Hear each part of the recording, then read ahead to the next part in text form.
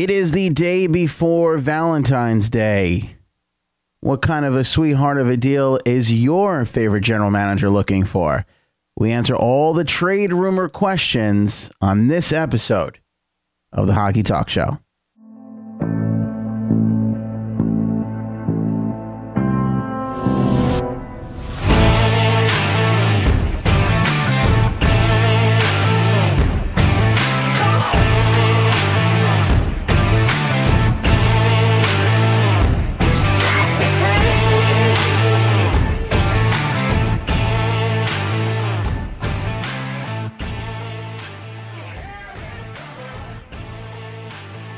Welcome into a live Hockey Talk Show on this Tuesday, February 13th. For all of you who sent me some well wishes, thank you very much. I can't tell you how nice it is to hear and see and read, and it is so nice to be back with you here in a live setting. Why are we doing a live show tonight? I'm going to be honest with you. We almost went with a quick hit pre-taped show because, there's just rumors. It's just rumors and rumors and rumors and rumors and rumors. Tyson, welcome in. Make sure you guys are saying hello, Facebook and YouTube chat. And I thought, you know what? This would be a great time to get in here and just answer some of these rumors because there's a lot of crazy, rampant rumors that are just absolutely nuts. Austin, welcome into the show. Go Bolts. You got to be excited. We're going to talk a lot about the Tampa Bay Lightning on this show tonight. There's a lot of rumors surrounding the Tampa Bay Lightning, and I just don't understand where the hell some of these people are dreaming some of these rumors up. Dreaming them. What's real and what's not? What's going to happen? What's Stevie Y going to do? What's Garth Snow going to do? What's Jeff Gordon going to do? Ray Shero. We're going to get into all of that on this episode of the Hockey Talk Show. If there's a rumor out there, we're going to address it, and we're going to talk about it. And if you have questions about your team, make sure to let me know in the comments below on Facebook and YouTube. If you're listening to this via the podcast, thanks so much. Rate and review. Don't forget to do that. I know I say it all the time, and it's easy to go right over, but you got to rate and review the podcast, whether you're on Stitcher, iTunes, the TuneIn Radio app, or what the hell is the other one? What do we not say? Stitcher, iTunes, Spotify. That's right. The last one we added, but still one of the best ones, Spotify, doing really well, Spotify numbers. As soon as we got to Spotify, we saw a spike in our podcast numbers. A lot of people are podcasting from the Spotify, which is really, really cool. There are a lot of trade rumors, so we're going to get into all of those, I promise you. We're going to address all the trade rumors on this show, all the current ones at least, and if there's some backdated ones that you want to hear about, or you just want to know flat out what you think your team is going to do and where they can improve, then by all means, let me know on this show. As you can see, several ways to, we got a new lower third. Oh, I don't know. Do you like that? Thumbs up if you like the lower third. Thumbs up if you hate the lower third. Just comment, I hate the lower third. Thumbs up are important. I don't know. I like it. It's kind of cleaner looking, I guess. I don't know. Displays all our info in one shot. And look at this. This has been a little got a new Stanley Cup on the desk here. Our mini Stanley Cup. Put that in. I guess playoff time is heating up, so we'll get a little Stanley Cup action in there. I had this for years, and then my son was using it as a bath toy up until recently. And I realized, wait a second, this should really find its place on the Hockey Talk Show. I didn't want to have one of these cluttered desks where there was just stuff everywhere, but we got our hockey puck mug, holds the phone in there sometimes, and now we got our Stanley Cup. And there you go. We're set. We're good to go on the Hockey Talk Show. A couple things to get to that are outside of rumors. We had a marriage proposal that we're going to talk about in just a second. And we're also going to talk about the Maple Leafs. Toronto Maple Leafs introducing some new uniform action. Want to talk about that, which I think is really cool. Heading into the Coors Light Stadium Series, if you thought we were done with the outdoor games, we are not. We got Washington and we got the Toronto Maple Leafs. And we saw the Caps jerseys a while ago. And now finally we got to look at the Maple Leafs jerseys. Let's get into that right away here on the Hockey Talk Show. Let's bring up the Maple Leafs jerseys so the folks can see it. Boom. Look at those. What do you think? Oh, baby. What do you think of that uniform? I got to tell you, I'm excited about these stadium games just to get to see some new uniforms.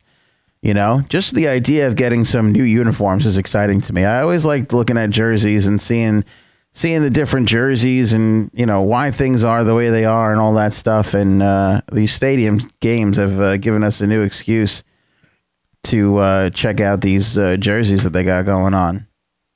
Not bad. Yeah, I like, right? They're pretty snaz. They're pretty snaz.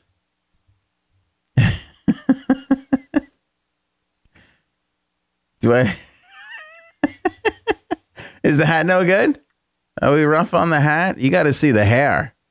The hair is awful today. I don't know. The hat, I kind of look crazy. Yeah, I don't like this one. Let me see if I can lose the hat for a sec. How's the hair? Hair, all right, not too bad. I've seen crazier. All right, we'll go hat free. Toss the hat. There you go. All right, back to the Maple Leafs jerseys. These are sweet. These are sweet. Austin, that's a good question. Are they the home uniform? I don't know. I'm traditionally used to the white being a home jersey. I mean, that's my time. I don't mind the way they have it now. I don't really care. It's fine with me that they have the color jersey as the home jersey. But I'm used to the white. If they're sticking with normal things, I would guess. Well, no. You know what? This would be the road jersey because they're in Annapolis. That's close to DC. The Caps have the darker jerseys, so I'm going to say that this is definitely the road jersey. What do you think, though? I think there's some pretty sweet little details here. As you can see, I love this. I don't know if you can see it. Let me zoom it in here for a little bit. Oops. Sorry about that. I didn't get in there. Oh, look at that. There you go. I don't know if you can see it there. It looks like it's playing through the screen there. Honor, pride, and courage. So I love, this is like the new thing now, putting in these, you know, little tiny details. It started with the, you know, the writing on the inside of the neck.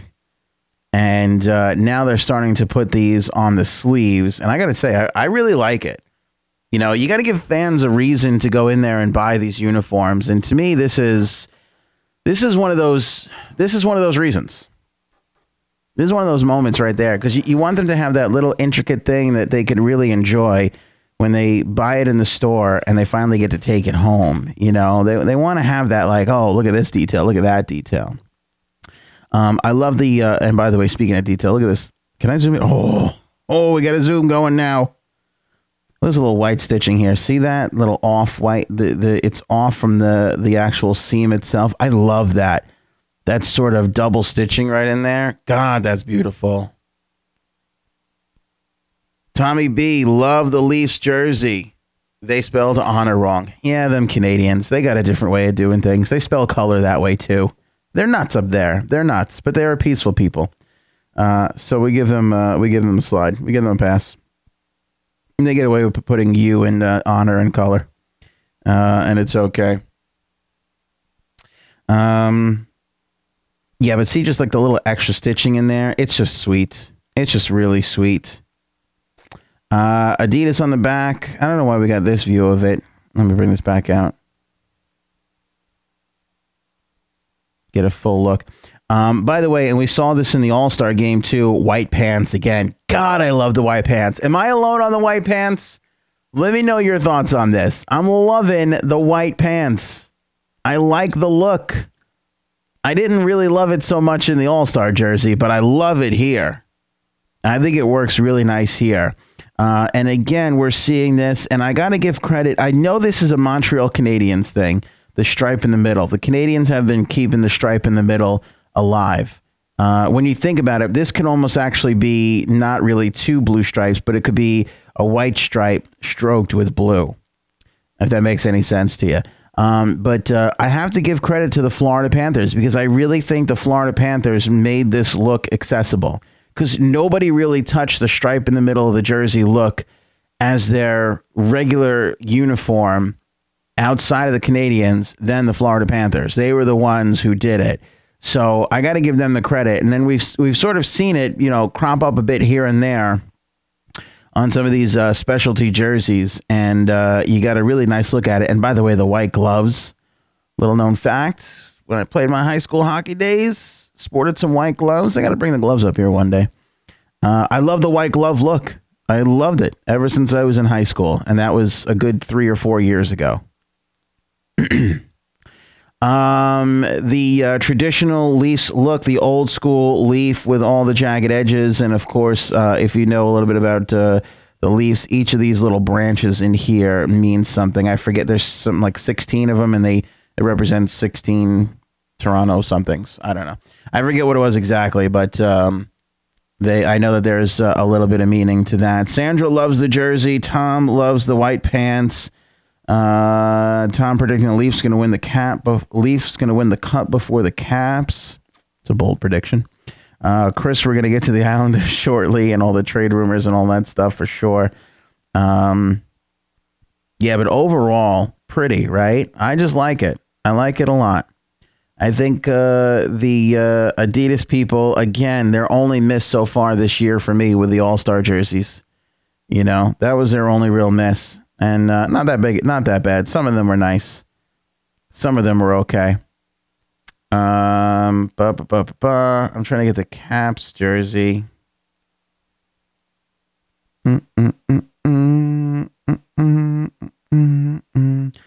And by the way, if you don't remember the Caps jersey, they here it is. Let me move this over for you guys. The Caps jersey is that navy blue. Which I really love because the Caps, the navy blue up against the white is going to look real pretty. Let's see here. Get this open up for you. Yeah, there's Ovi. That's going to be nice. The navy blue against the white. That's going to be really pretty with the red. Remember the Caps going with that big stripe down at the bottom. I love that there was some intricate lettering in the 8 and the W down here with the Washington Monument in the middle. Very, very nice. These two together are going to be pretty sweet.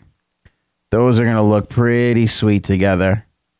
Imagine those two things on the ice in Annapolis with cannon fire. Oh, I hope there's some cannon fire.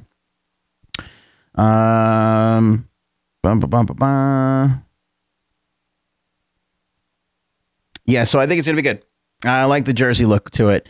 Get your questions ready because we don't have a ton of time on the show today, so I want to get to as many questions as possible. I've noticed that when we start talking about questions, they're very slow to begin with, and then all of a sudden there's too many that I can't answer. So if you got a question, you can go ahead and type it in there. You can throw it in the comments right now, and I'll start thumbing through them as we go with this one more little piece. We had another little... I'm a romantic. I'm a sucker for the romance. We had another little proposal here in New Jersey, and Miles Wood helped out on that one. I don't know if you guys caught the Devil's Twitter. There's the young lady as she's being proposed to. There's her fiance right in the middle there, got the ring. And the puck right here, you can see it says, "Tracy, will you marry me?" And they were down in the tunnel. I'll bring it up for you in a sec. They were down in the tunnel where the Devils come out, and as they were coming out, Miles Wood went and slapped that right in her hand. Here's some video of the moment. There's Miles handing it to her. I'll back that up for you guys. Bye. Sorry about that. Okay, there's Miles coming out. There he's knocking hands it to the young lady.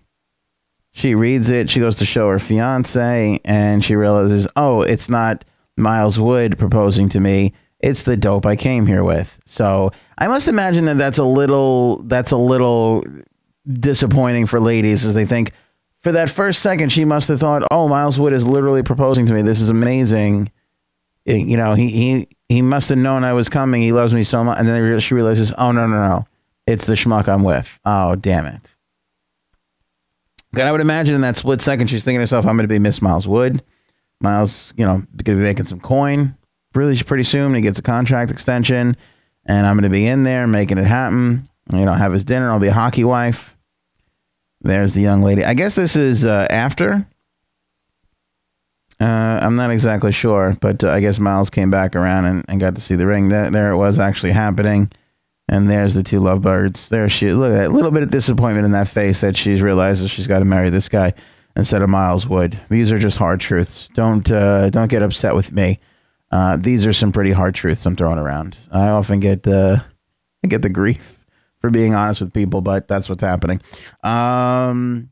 Let's give it over to Austin. He had the first comment of the day. Let's give him the first question. Any big Lightning trade rumor news? I have some Lightning trade rumors to poo-poo, and that is the fact that the Tampa Bay Lightning are hot on the tails of Ryan McDonagh. I've heard this rumor the last couple of days, and I got to tell you, it doesn't make a lot of sense to me. I don't like it. I don't think that the Tampa Bay Lightning need Ryan McDonagh. I just don't. I think, and this might sound crazy to some people, and Austin, I'd love to get your feedback on it. I think the Tampa Bay Lightning are better off with the defense that they have right now. I don't think that they need to bring in a Ryan McDonagh. And I'm hearing people saying crazy things like, well, maybe they'll trade Sergachev for McDonagh. Well, the other question I got too on YouTube was maybe Sergachev for Carlson. Honestly, give me Sergachev. I'd rather have Sergachev. And I think the Tampa Bay Lightning are in the same boat and thinking the same thing that I am. And they almost have to be because of the cap space. Think about this. When you get a young, the league runs on young blood, right? The league runs on young players. GMs love young players because they can control their fate for years. They got them. There's nothing that can be done. You know, you only have to give a player minor raises until they get to their free agency period. So you draft a player and he turns out to be Sergachev in his first year. You have 2 more years on his entry-level deal. And then you have, I believe, 2 more extensions after that you can do. So you can really, you could, give out a modest raise and keep somebody in your system for a long time. And Sergachev is making $894,000, and he doesn't qualify for restricted free agency till 2021, the 2020-2021 season. So why anybody would swap a young great player like him out for somebody that's making $7 million right now when you're already paying Stamkos 8.5 and you're paying Callahan 5.8? Boy, at some point, they got to get away from that Callahan deal, right? I know he's a super important locker room guy, but almost $6 million for a third-line player is rough. That's rough, man. Palat's making 5.3, Johnson's making 5, and they got to get him going too. Kucherov, how they got him signed for 4.7, I'll never know. That is the most friendly deal I've ever seen. Killorn's making 4, Kunitz is making 2, Jan Gord is making 1. So they got a lot of guys under contract, and they do have some space, anywhere from 6 to 8, depending on how you look at it, how it shakes out with injuries and players being up. Right now they're paying Budaj and Domingue since Budaj is injured. That's like sweet. I mean, think about the damage they can do next season in the free agency with bringing somebody in. I don't know. I just wouldn't allocate more money to that, especially when I'm so happy with my D. Hedman, and they're paying him 7.8. Strawman's making 4.5. Coburn's making 3.7. Girardi's making 3. Schuster's making almost 2. Sergachev's under $1 million. So's Dotchkin and Kokik. So,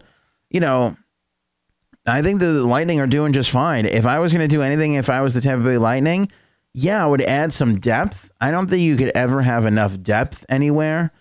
Some defense, maybe a forward. I wouldn't mind adding some depth on forward there. I know they got Corey Conacher that they have. He's probably the first call up.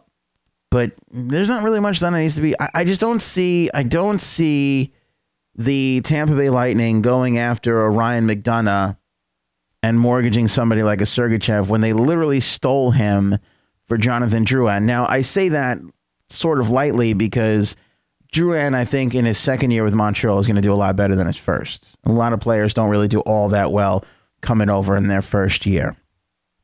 That being said, you know, I would just I would stay pat if I were the Tampa Bay Lightning. 631-438-1768 or your comments in the chat on Facebook and YouTube.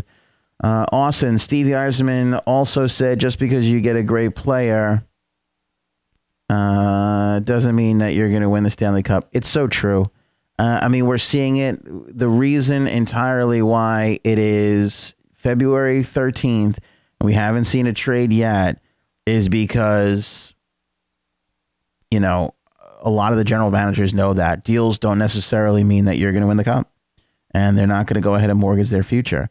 When you can get a Sergachev or a Matthew Barzal or a Brock Besser and you hit on one of these guys, and by the way, you have a 1 in 7 chance at doing it if you have all your picks.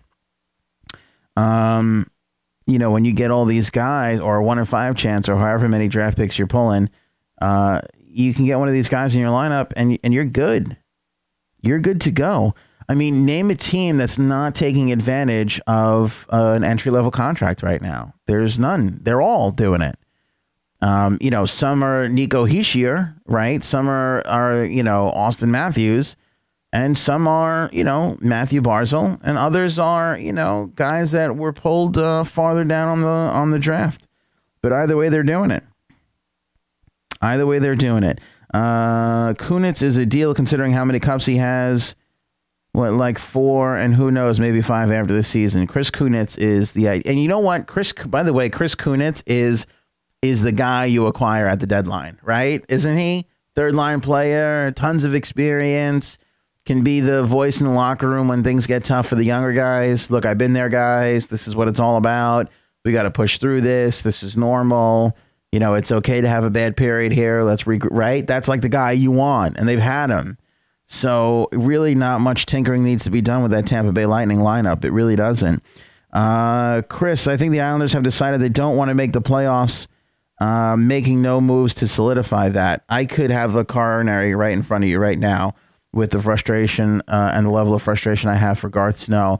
And looking around at my fellow Islander contemporaries in the media, they all feel exactly the same way. How this man stands pat with this team at this point is flat out beyond me. And it's the kind of bum decision that, you know, you lose your job for. Now, he's got new owners. He's got rookie owners that he's clearly taking advantage of, right? Garth Snow has won these guys over. There was a point last season where the new Islander owners were literally traveling to the 29 teams last year, the 29 other teams in the league, visiting every team, looking at their arena, but not only that, looking at their teams, looking at their management structure. And the belief was that they were talking to other teams about how things are run. Because if you look at the National Hockey League today, you have a president, you have a general manager, you got a director of scouting or an assistant GM or both. You know, these things are run by committee. There's a committee that runs these teams these days. The Islanders would be practically the only team in the league right now that doesn't have an assistant general manager. And if they do, I'll be damned if I know who that is, because it was Mark Jankowski up until his contract got let go by Garth Snow. And I never heard a replacement coming along. I know Eric Cairns is in the organization. I know that there are some guys in the organization that stick around and that help out, and I'm sure, you know, have somewhat of an opinion. But, you know, as far as it goes, you know, the Islanders are like the last team to have just a general manager and not have a team president. But the owners were going around and they were looking at that model and they were talking to people. And when I understand, talking to specific candidates about coming in, and for whatever reason, Garth Snow was able to convince them, you don't have to go that route. I have this under control. Well, they bought into it. Now, the rumors persist to be that Garth Snow has a long contract, that just before Charles Wang sold the team, he signed his parting gift to Garth Snow was a really long-term contract. that keeps him there. That means the team would have to pay him a pretty hefty sum.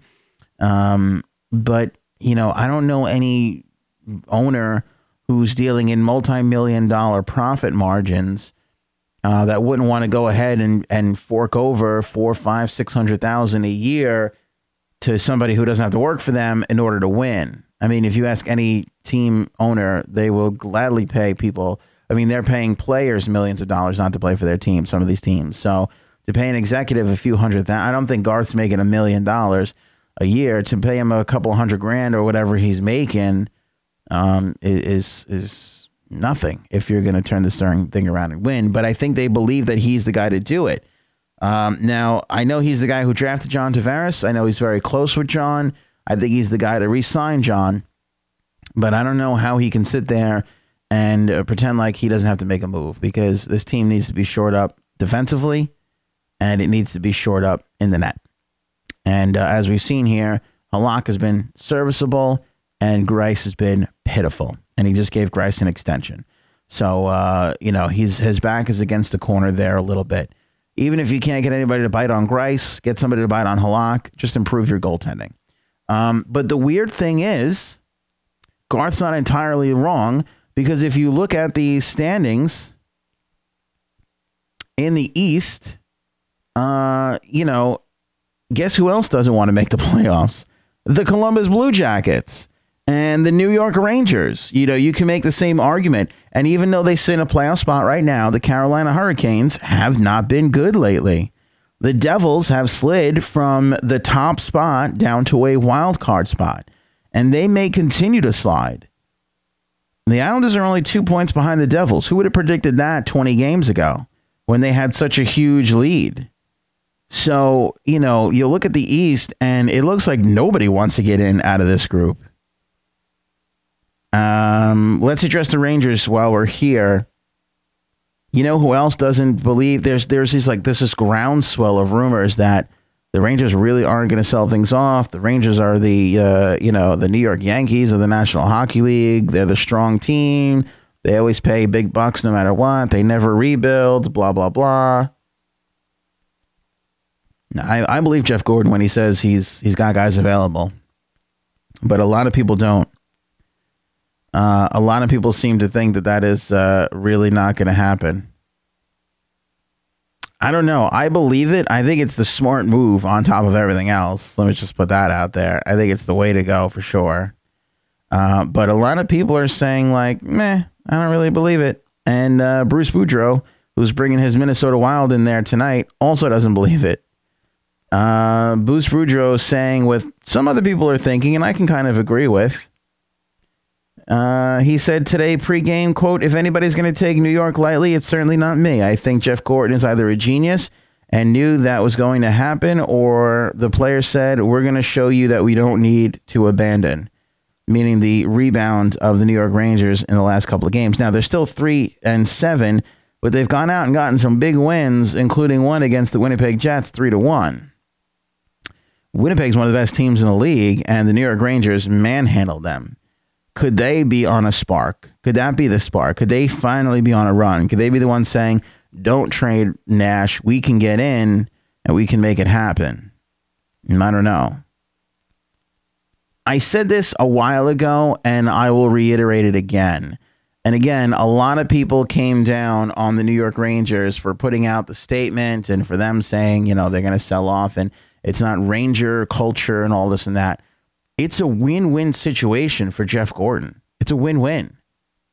He wins with the fans because he's reaching out to them saying, we want to do better for you. I know it may be a hard pill to swallow at first, but we want to do better. We're going to build this team. We want to build a contender that's going to compete every single year.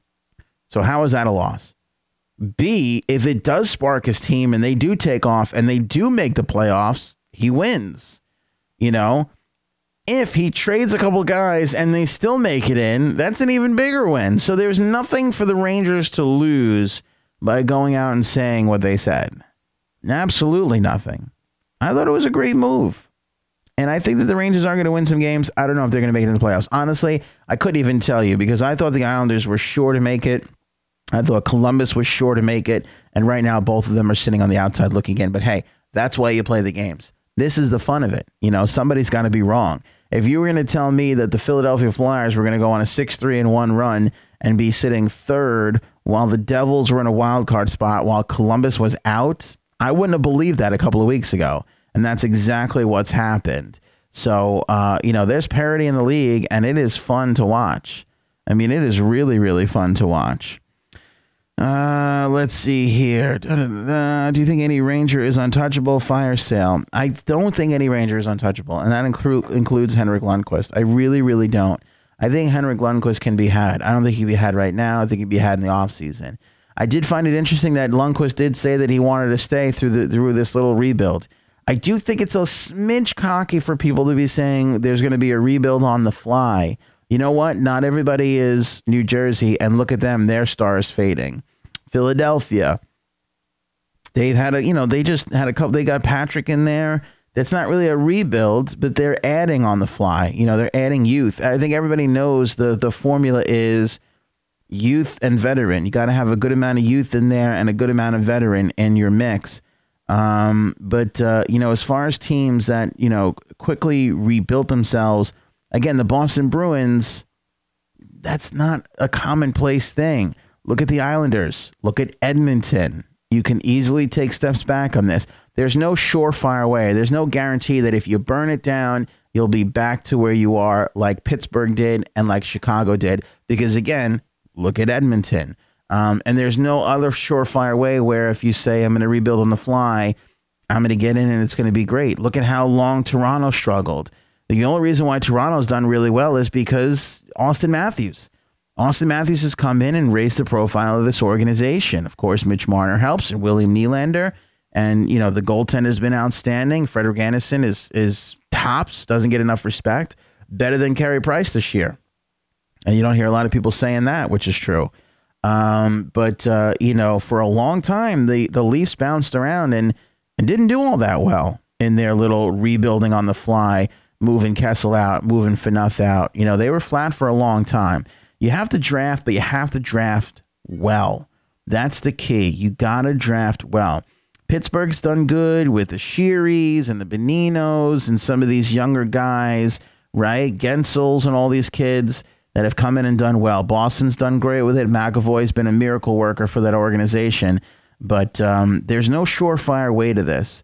So you can't just sit there and be like, yeah, we're going to rebuild on the fly. It'll be great. It doesn't necessarily work that way. You know, it really doesn't necessarily work that way. We're going to wrap up. So final questions, throw them out there. Mike Smith is out with a lower body injury. He left the game against the Islanders the other night with 1 second left. They say he's going to be out for 2 games or so. They say it could be more. I think 2 games is hopeful. I think he pulled a hammy of some sort. Riddick is back up, young kid, 5-1-2, 2.20 goals against average. He'll come in and he'll do, I believe, an okay job in the time being there. But they're running into Boston tonight, and that is going to be tough, tough, tough, tough. Tyler Bozak has become an expert in dealing with trade rumors. This is a good story today. This year is no different. The last 3 or 4 years I've heard Tyler Bozak is on the move. He says, and I quote, I personally don't think about it. It's probably my sixth year of people getting me traded, but I don't really think about it too much. I never really have. I kind of just go out there and play, and whatever happens, happens. It's out of your control. It's fun around here this time around, and we're playing really good hockey, so it would be fun to be a part of that. Some of the other rumors that we're hearing today, and again, nothing too crazy, nothing that we haven't heard. Speaking of the Leafs, Frank Saravelli of TSN is reporting that Rick Nash has included the Toronto Maple Leafs on his 12-team trade list that he prefers to go to, that he doesn't have to waive his no-trade clause to get to. So that's a nice thing. Eddie V saying Tavares will be a Leaf July 1st. I don't believe that. I don't believe that. I don't think the Leafs need Tavares, just like I don't think that the Tampa Bay Lightning need Ryan McDonough. By the way, you know who could use Ryan McDonough? That's the New York Islanders. The New York Islanders would be phenomenal with Ryan McDonough? Would the Rangers trade him over there? That I don't know. But I'm not alone on that, but we'll get to it. Sarah Velli suggests one reason why Nash might not be a fit in Toronto is the Leafs carry 3 rental players in James Van Riemsdyk, Tyler Bozak, and Leo Komarov. They also have Matt Martin on the outs over there, who I believe is available and will go before the deadline, which I think would be a mistake for the Leafs. I don't know why he's fallen out of favor with Babcock or not been able to make the lineup. I know speed is an issue, and he's not a fast player, but I think that when you get into the playoffs, you want that tough guy on the ice. And, man, there's no better. There really is no better than Matt Martin. He knows how to play that tough guy game, and he can still put the puck in the net, which is nice. Mike Hika of the Dallas Morning News notes acquiring Nash, who carries a $7.8 million cap hit, would be a tight fit for the Stars. Again, you're going to notice this thing, like everybody in one hand talks about Rick Nash and would be great, and he's going to go for a first-round pick, and he's a great, not what he was, but he's great, he's a good star, and he's going to get you there, and blah, blah, blah. And on the other hand, everybody's like, but these guys really can't fit him, and these guys really don't need him. I think people are going to be disappointed and a little surprised when it comes to the Nash trade. I don't think he's going to go for a lot. I think at the end of the day, Jeff Gordon is going to settle and move him for not much. Matt Martin to the Rangers for the rest of the year would be a good fit. That would be great, but Jeff Gordon's not adding. Jeff Gordon's not going to add. I think Martin back to the Islanders does make a lot of sense, and I'll tell you why. I hear a lot of chatter about Ranta now, even Caps fans chatting about him from Evander. I think Ranta goes at some point because of Mike Smith. Look at Mike Smith. At some point from now until the 26th, it'd be a miracle if it doesn't happen, but it's going to happen. Somebody's going to lose a goaltender. They're going to lose him for a big chunk of time. If you're talking about a team that's on the outside looking in, or a border team like Carolina or Philly, or you shoot over to the West, and you look at the teams that are borderline to get in over there. Let's say Quick goes down for LA long term, right? Let's say Anaheim loses one of their goaltenders. Minnesota, one of these guys that are fighting tooth and nail for a spot goes down. Ranta's value is going to go right up. I still believe the Islanders should be in the hunt for him. I also don't think that Philly is a bad idea, but Philly has really turned it around with their goaltending, and they've gone in, so it's hard to make a move right now if you're Philly, but Philly always struggles with goaltending historically, and I think Ranta would help anybody looking to get into the playoffs, especially if they're struggling. Larry Brooks talking about Ryan McDonough, saying he's drawn keen interest from Tampa and Boston, but the two clubs have yet to make an offer that would convince the Blue Shirts to part with their captain. Again, I think Larry Brooks is kind of, talking a little crazy here. I don't really see how Tampa Bay goes after Ryan McDonough. Even Boston. I think Boston is a little bit better of a candidate to talk about Ryan McDonough. I think it sounds nice to have, good old Ryan McDonough and Charlie McAvoy on the wearing the same jersey. I mean, of course, that's a really, really attractive thing, but you look at the defense for Boston, Chara, McAvoy, Krug, and Carlo is their top 4. McDonough's a top 4 defenseman. I can't see any team acquiring Ryan McDonough and putting him on the third pair. I just don't see it. And where's he going to fit in there? Torrey Krug has been masterful this year. Brandon Carlo's been great. McAvoy's been wonderful. Chara, not what he was, but still pretty damn good. Now, it would be something else if Chara, this was his last season, and you get McDonough, and okay, he plays on your third pair, or you figure out Krug or Carlo on your third pair in the meantime, and then McDonough steps in. That would be great. Sure, of course.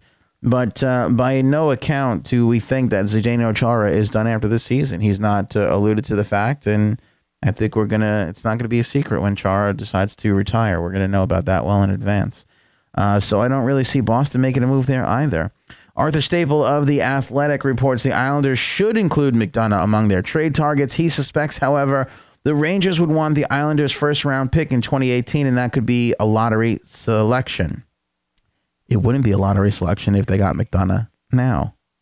But anyway, Staple considers that a move unlikely. He also cites Colorado's Tyson Barrie, Detroit's Peter Mrazek, Ottawa's J.G. Pageau, and the Rangers' Michael Grabner, and Toronto's Matt Martin as other trade options that could address the Islanders' needs.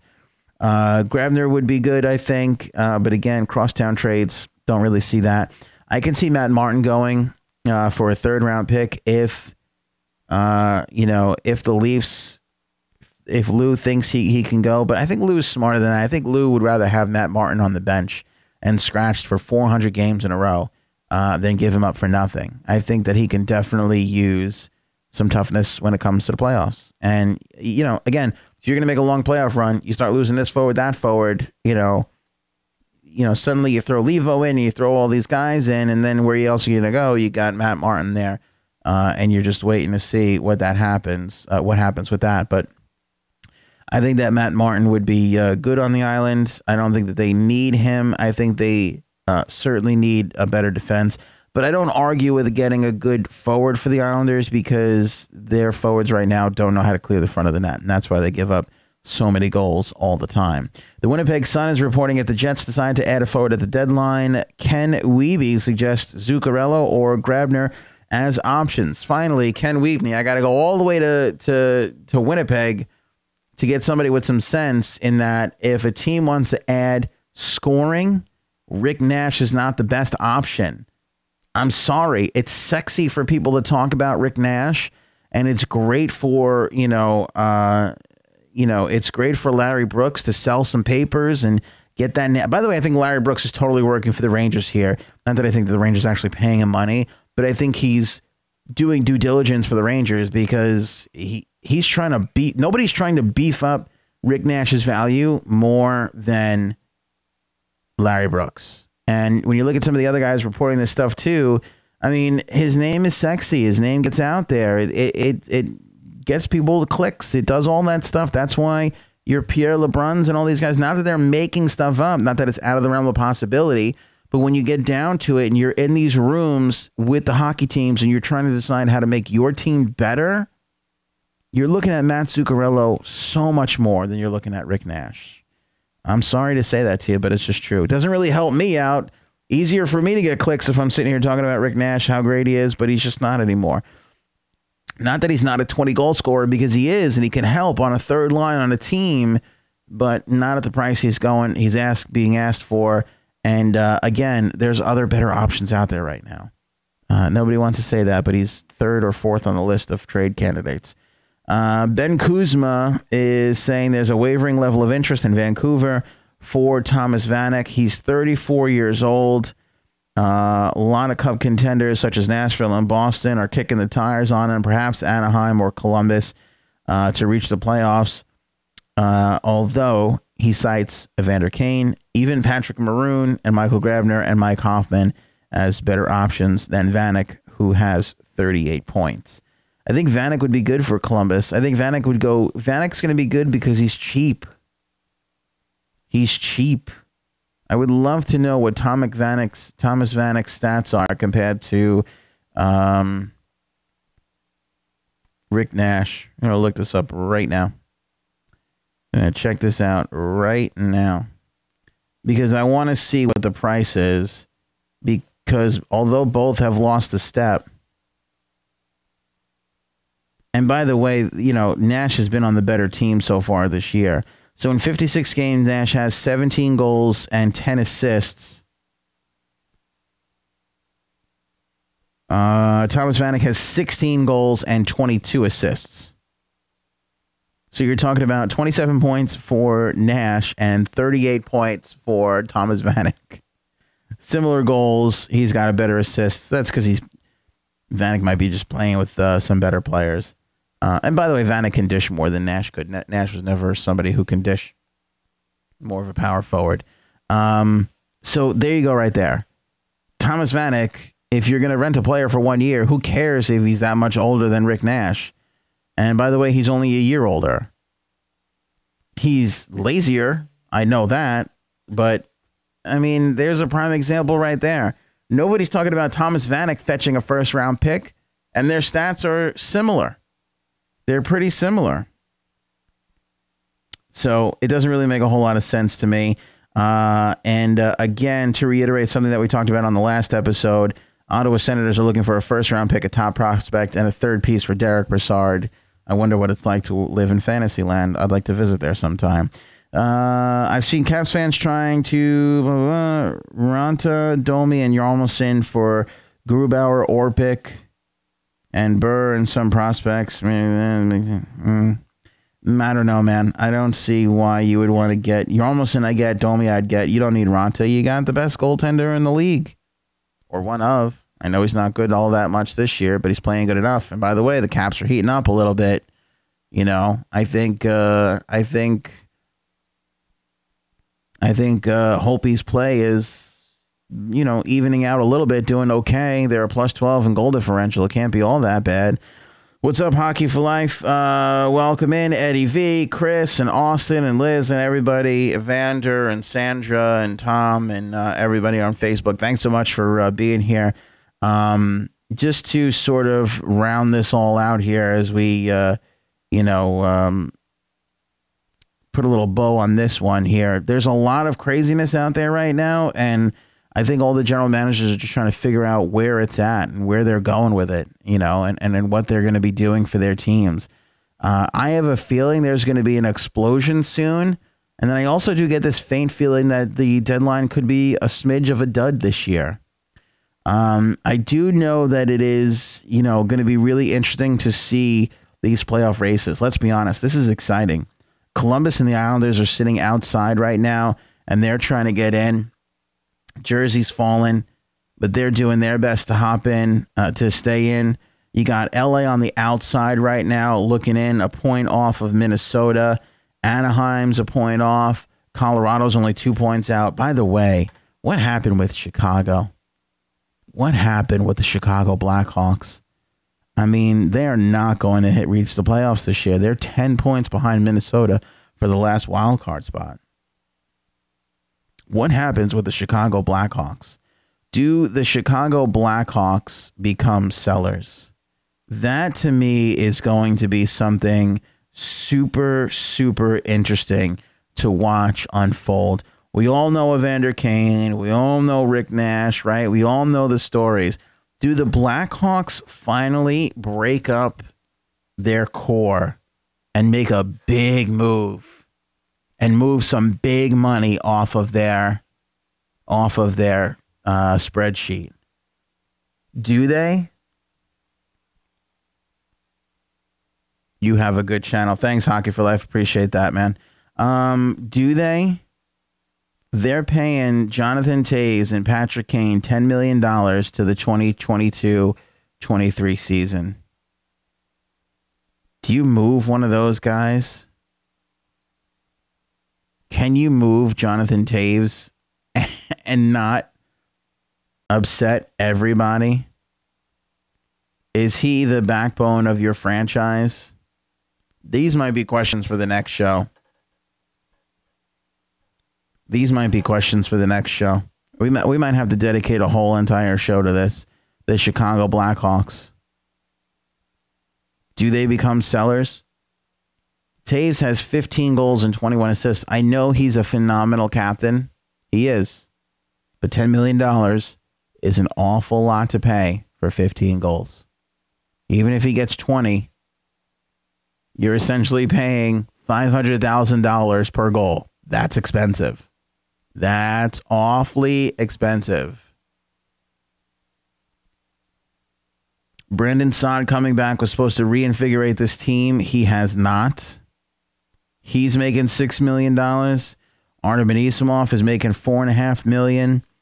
Duclair trade. Remember when they made the Duclair trade? We all thought it was a good move. I still think it's good.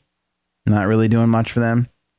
Nick Schmaltz, Patrick Sharp, and his second go around with the Hawks.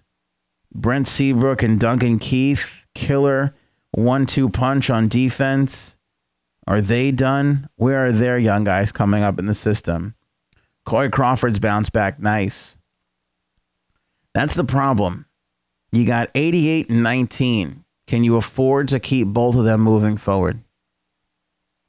Nobody's doubting this is a phenomenal team. Won't even say was. This is a phenomenal team. Is this year a fluke bad year, or is this still the team that won 3 championships out of 6? Something to think about. Something for Mr. Bowman to contemplate. Does he make a move? You're not moving a $10 million player at the deadline. That's not going to happen. But do you make a move in the offseason? Do the New York Rangers sit there and say bye-bye to Rick Nash's $7.8 million and go over to Chicago and say, what'll it take to get 19 off your books? Because we're starting to rebuild, and we know he's a good character guy, and we'd love to see him on Broadway, and he would really fit, and we think we could build around him. He's a centerman. He's not a hardcore goal scorer by any means, but again, would the Hawks let 88 go? I don't know. Although I also know that 88 can get into a bit of trouble in the offseason. We all know maybe they do let him go. I don't know. The Chicago Blackhawks are fascinating. They did lose to Arizona, which was super bad. Good point, Sandra. Danny, Oilers trade Nuge. What is this team now? The weird thing is Edmonton is in the same boat that Chicago is in. Like, both teams that were supposed to be amazing and didn't really go anywhere. I don't know how you fix the Edmonton Oilers. I think they need an upgrade in the net. I don't think that Cam Talbot's the guy. And I think they need to build out their bottom 6. There's just not really much there that's impressive, for me at least, in their bottom 6. I would like to see a little bit better of a team put together and built around McDavid. I think they got to move away from Lucic. I know that stinks, and they just got him, and he was the guy coming in there to protect him, but I think Lucic is a problem. I let Maroon walk. I let Lucic go. Ryan Strome is enigmatic at best. Camilleri, we know, won't be here next year. You got a real chance to rebuild this team from the bottom up in a year. I really think that, you should do that. I really think that the Edmonton Oilers should do that. Do they trade Nugent Hopkins? I don't know. Would you trade Nugent Hopkins for Jonathan Toews? Jonathan Toews would be good in that Edmonton Oilers locker room. He would be really, really good. Do I think moving Maroon would be good? Yeah, I think they should move Maroon. I think people are making too big of a deal out of Patrick Maroon, to be honest with you. He's got... The only thing I could equate it to is Matt Molson and, Kyle Okposo. You look at these guys, and they got all these big contracts and all this big money. And when they left John Tavares' line, what did they produce? Not much, right? Same thing for, Maroon's got all these points. He's on Connor McDavid's line. I wouldn't stay too married to Patrick Maroon. I just wouldn't. Am I missing something here? Am I missing something with Patrick Maroon? I would let Patrick Maroon walk in a second. I absolutely would. I know that's like, a little rough to swallow, but it's Connor McDavid. You can put any. I can score 20 goals on Connor McDavid's line. I haven't skated in like 5 years. All right, you got to move away from Lucic. He's not the NHL of today. He's just not. It was a bad move. All GMs make it. Get away from it. Get away from that contract. Buy him out. Deal with the penalty. Whatever you got to do. Get away from that contract. Strome, we all know what that was. That was a pure money move. They had to get something back in return for Eberle. He didn't want to be in there anymore. I'm not blaming you for that move. Chiarelli did what he could. If Strome works out, he looks like a genius. Strome's a 0. He's not an NHL player. He's got to go. Jesse Puljujarvi, I would be playing him on the top line and see what he could do. So yeah, if you're asking me if I would move Maroon, I'd move Maroon tomorrow. I'd get whatever I could for him. Whatever I could. Bag of pucks and a third. If I get a 3rd round pick for Patrick Maroon, aces, baby, take it. I think you can go for a 2nd round pick. I'm being facetious. Great show tonight. Longer than I anticipated, but very fun. Great questions all around. I don't know what the rest of this week is going to entail. Might do a pre-recorded spot. Honestly, things are quiet. I mean, there's a lot of buzz, but we're hearing buzz around the same names, and I want to sort of be ready to go in case a move does happen so we could pop the channel right on and be talking about hockey and the trade and everything else. So make sure that you guys have those notifications done. If you're on YouTube, hit the bell. If you're on Facebook, you're going to want to go up and tap that notification button. I always say that I'm going to do this on the show, and then I wind up never doing it. And I know it's super important to do it to show you guys, because I know some people don't really get how Facebook works. And I get that because Facebook changes how it works every 5 seconds. But you want to go over to the Hockey Talk Show page, which is super important. You get over to the page, bam, loads up. You go over to following, see where it says see in your feed first. That's what you want to be getting. If you don't have that checked, again, you put your mouse over following when you're on the Hockey Talk Show page and go to see first. You want to be there, and you want to have us being seen first, and you want notifications on all posts. You want to make sure that is checked too. That's equally as important on all posts. That's super, super important to get that in there. Make sure that you have that selected, because that's how you're made aware if we go live. So if a big deal does happen and we put the channel on, you don't want to be last to know about it, right? So make sure you got that all done, especially for those of you guys who are listening on the podcast every day. I'm totally cool. I love you prefer to listen instead of looking at this face. I'm not going to argue with you. I get it. That's why I don't have mirrors in my house. But again, podcast comes later after the show is done live. So make sure you guys are getting those notifications on Facebook and on YouTube. You can follow us on Twitter as well.